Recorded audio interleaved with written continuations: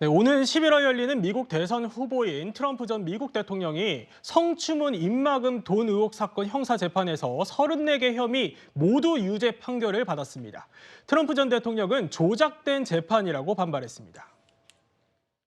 This was a rigged, disgraceful trial. The real verdict is going to be November 5th by the people. I'm a very innocent man. Keep fighting. We'll fight till the end and we'll win. 네, 트럼프 전 대통령의 형사 재판 배심원단이 전원 유죄 판결을 내렸는데요. 김광선 변호사님, 이게 미국 역사상 전직 대통령으로서는 처음이라서 불명예가 있다고 분석이 나오네요. 그렇죠. 처음으로 기소가 됐고요. 예. 처음으로 이제 유죄 판결을 받은 거예요. 근데 혐의는 34개나 됩니다. 34개. 근데 예. 우리가 주목해야 할 부분은 배심원단이 전부 다 전원일치 유죄 판결을 내렸다는 거예요. 그렇군요. 그러면 전원 유죄 판결을 내리고 나면 그다음에 이제 판사가 유죄 무죄를 결정하는 게 아니고 유죄 판결을 내리고 나면 예. 그 유죄 판결을 전제로 해서 형량을 선고하는데 네. 7월 11일 날 선고한다고 그래요. 그런데 34개 범죄 혐의인데 아마 징역형은 뭐 한 4년 정도가 가능할 것이다. 그러니까 예. 최대하면 4년형이니까 뭐 혐의 자체가 엄청나게 중대하다 이렇게 보는 것 같지는 않습니다. 그래서 그러면 일단 형량 선고될 거 아니에요? 네. 그러면 이 선고가 됐을 때 어떻게 할 것이냐? 아마 뭐 트럼프는 당연히 여기에 불복을 하겠죠. 예. 그다음에 이제 불복하면 그다음 재판이 진행이 되는데 지금 이번 판결 선고하면서 트럼프 전 대통령에 대한 지지도가 경합지에서 바이든보다도 한 2% 떨어졌다는 거 아닙니까? 그렇군요. 그럼 형량이 확정되고 나면 그다음에 트럼프에 대한 지지도가 어떻게 될 것인가? 네. 그 부분을 좀 주목해봐야 할 것 같습니다. 네, 최진봉 교수님, 그런데요. 사실 판결을 보면 유죄가 사실상 확정이 된 것 같거든요. 그러면 미국 대선 가도에는 문제가 없는 건가요? 현재로서는 문제가 없죠. 왜냐하면 예. 현재로서는 대선 출마 자격이 미국 시민권자고 35세 이상이고 예. 또 최소 14년 미국에 거주하게 되면 자격을 갖추게 되는 거거든요. 그렇군요. 예. 범죄 행위와 연관이 없습니다. 그러니까 네. 범죄 예를 들면 또 1심에서 나왔다고 해서 다음 2심, 3심까지 가게 되면 어떻게 될지 모르잖아요. 네. 그리고 대선이 끝나기 전까지 형이 확정될 가능성도 아직은 확실하지 않아요. 제가 볼 때는 좀 어려울 것 같아요. 11월에 지금 대선이 이루어지는데 네. 만약 1심이 확정되더라도 또 항소를 하게 되면 2심, 3심까지 가야 되잖아요. 네. 그럼 결정이 안 되고요. 심지어는 미국 같은 경우에는 실제 옥중에 있어도 옥중 출마도 가능합니다. 그래서 예. 이런 상황이기 때문에 트럼프가 출마를 하는 것 자체는 전혀 문제가 되지 않는다. 다만 만약에 1심에서 유죄 판결이 나왔을 경우에 그것이 여론에 미칠 영향은 고려해 봐야 되겠죠. 예. 당선과는 연관이 될 수 있지만 출마 자격 자체는 전혀 문제가 되지 않는 상황입니다. 네, 그렇군요.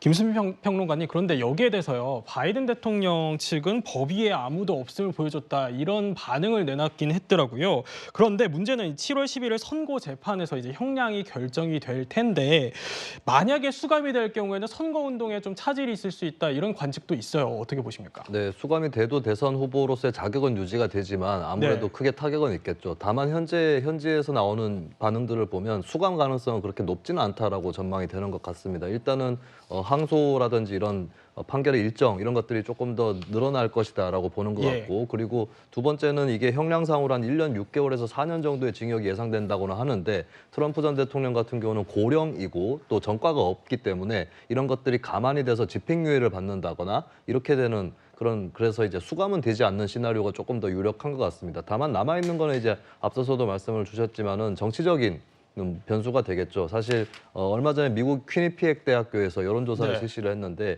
트럼프 전 대통령 지지층 중에 6% 정도가 유죄 선고가 나오면 본인은 이제 지지를 철회하겠다라고 네. 밝혔거든요. 이렇게 되면 대략적으로 한 2.5%포인트 내지 3%포인트 정도의 사이에 있는 유권자들이 이탈할 수 있고, 현재는 바이든 대통령하고 박빙이기 때문에 이 사건이 이제 수감으로 이어지지는 않는다고 해도 어떤 그 유죄 판결 자체로 트럼프 전 대통령에게 타격을 입힐 수는 있다. 이렇게 전망을 해보겠습니다.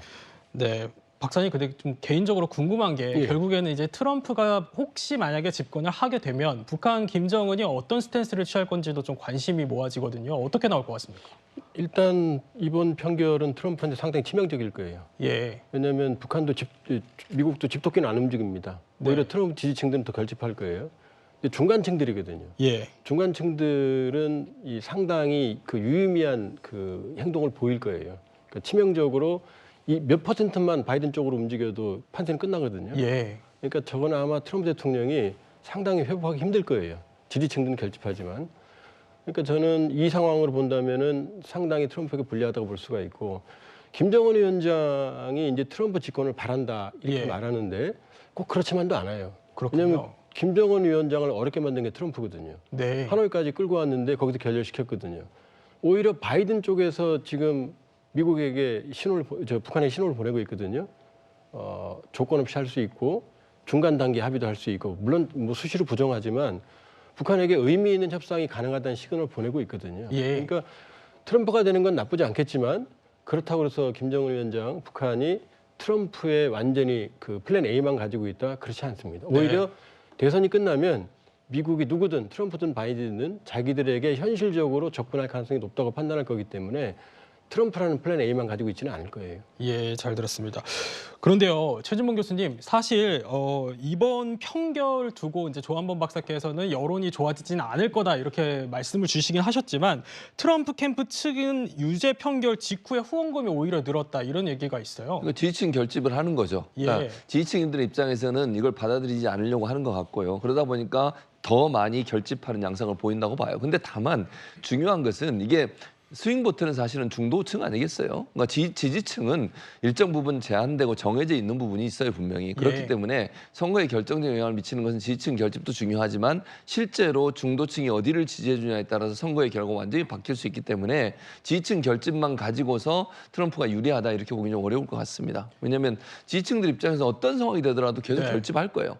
또 더 적극적으로 할 겁니다. 그리고 막 재판부도 공격하고 이렇게 할 가능성이 더 높다고 보거든요. 지난번에 국회의사당도 막 의회도 난입하고 이랬잖아요. 그렇죠. 예. 그 정도의 어떤 열성 지지층들, 극렬한 지지층이기 때문에 제가 볼 땐 그 사람들을 의지해서 선거를 치르는 건 대단히 위험하다. 네. 저는 성공보다는 실패에 갈 가능성이 높아지는 상황이 아니겠나 이런 생각이 듭니다. 네, 잘 들었습니다. 미국의 새 대통령 누가 되느냐가 우리나라에도 상당히 중요한 이슈일 텐데요. 이 트럼프의 이번 사법 리스크가 바이든에게 유리하게 작용할지 또 트럼프 지지층 결집으로 이어질지는 상황을 더 지켜봐야 할 것 같습니다. 저희는 60초 후에 뵙겠습니다.